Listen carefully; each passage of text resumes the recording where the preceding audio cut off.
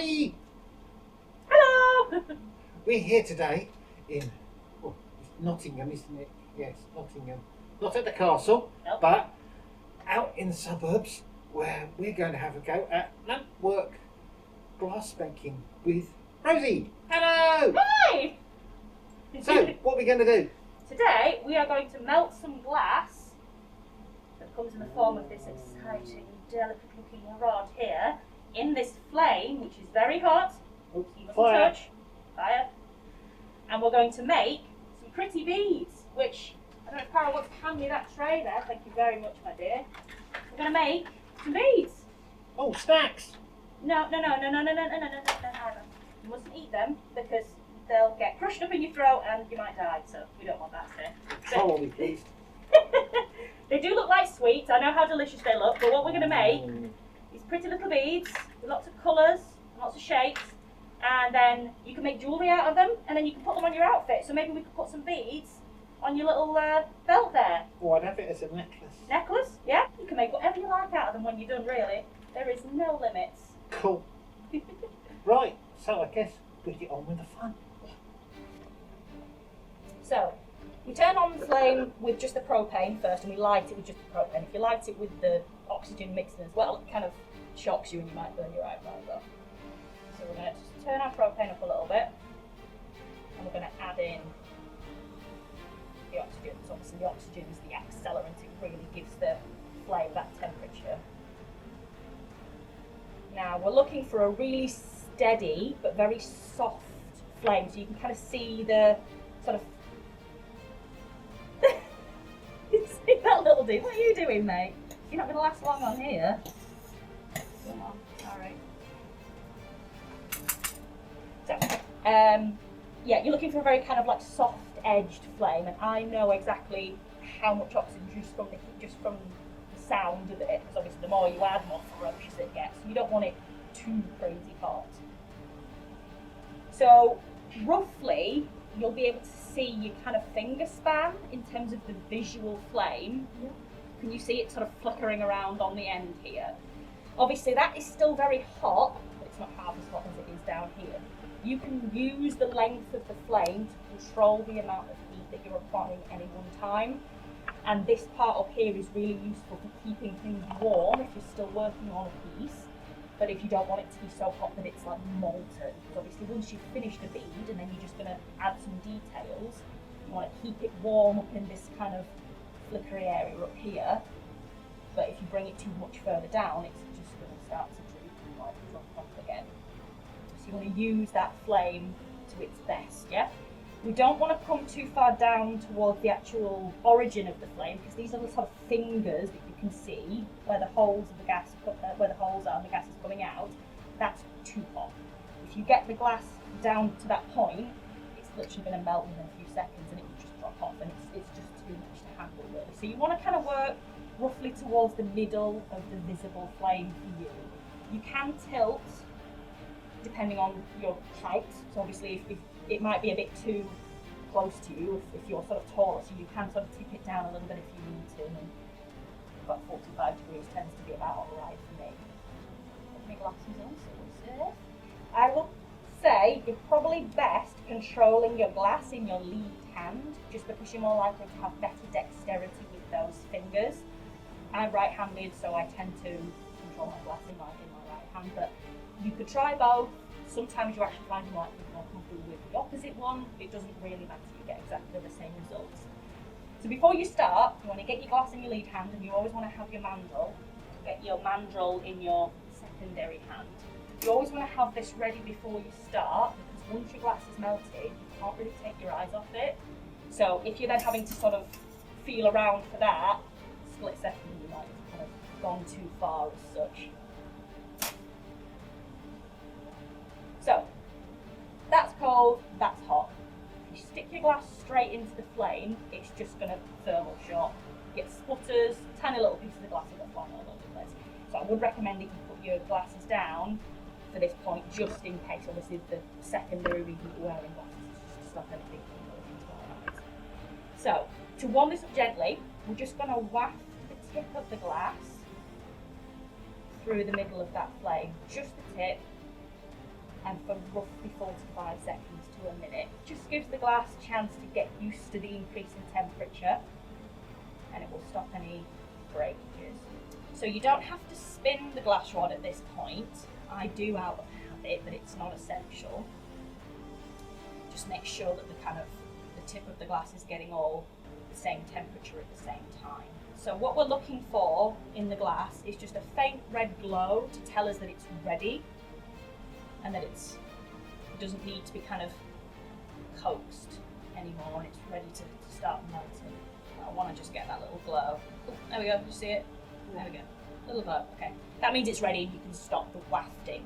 Then what you want to do is tuck your elbow into your waist and hold that rod at a 45-degree angle, so it's pointing up to the corner of the room, and you're turning it very evenly round and round. You want to go quite slowly, because the faster you spin, the more out of control it's going to be, and you want to kind of keep it under your control. The glass actually can behave really badly sometimes. If you let it run away from you, it really will. So we're just going to spin it really, really slowly. Use all of your fingers on the rod to kind of keep that movement nice and gentle. And what we're looking for is like a little mushroom cap on the end of that glass rod. We're going to try and keep it gathered into a little ball. You can occasionally accidentally let it kind of curl down the rod like that, which is absolutely fine. You can still use it, it's just slightly harder to transfer onto the mandrel. So the aim is to get a nice little blob on the end, and for the whole blob to be nice and hot and all the same temperature. So you can obviously see that orange glow is pretty even. The mandrel, in the meantime, needs warming. So this is where we use the end of the flame. If you were to try and apply the hot glass to the cold mandrel, it won't have any grip and it will literally just slip off. So you need to get the mandrel and the glass to a similar temperature so that they're kind of cohesive and that they'll grab on when we do the transfer.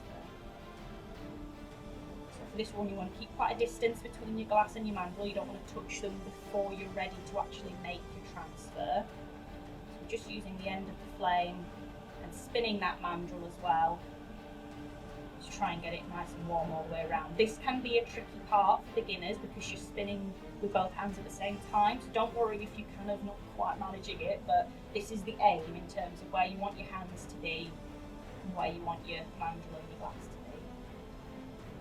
So the blob on the end of the rod is the size of the bead that you'll end up with, so you can melt it as much as you like, really.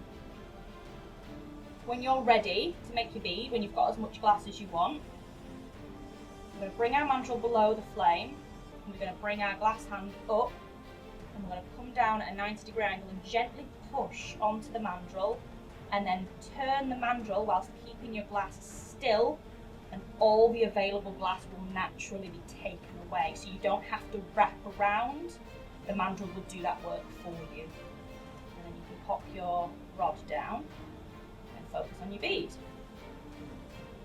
So obviously that went on a little bit unevenly. You can kind of see that there's like a chunkier part and a thinner part. Even I make mistakes sometimes. Yours are probably going to go on a little bit rough at first, but the beauty of glass is that you can just keep melting it until it gets perfect. So again, use the length of the flame to kind of give you more heat or less heat, and more control or less control, depending on where you want it to be. So I've just got a little bubble that burst on the side there, if you saw that.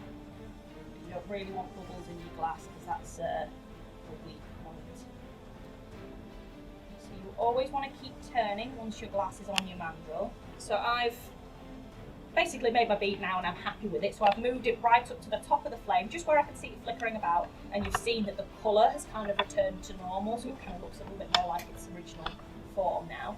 We need to wait for it to return to that sort of its original colour before we take it out of the flame, because at that point we know that it's cooled enough that it's not going to move. And then we can take it away from the flame, give it another check, see if you're happy with it, and then... Rosie explained that a lot better than I could. There have been quite a few finds in graves of the beads. They are very popular as a status symbol amongst women of the Viking period. And they vary in shapes and sizes. Here is a few examples.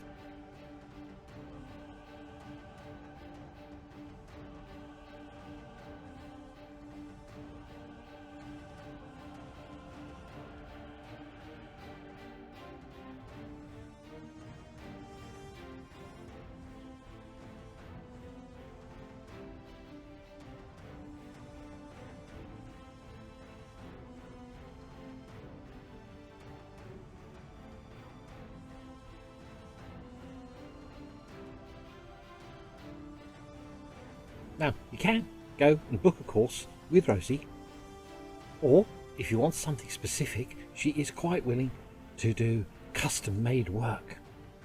But if you just want off the shelf and she's got something you like, go to her.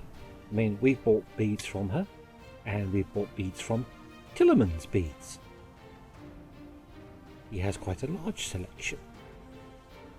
We'll include a link down below.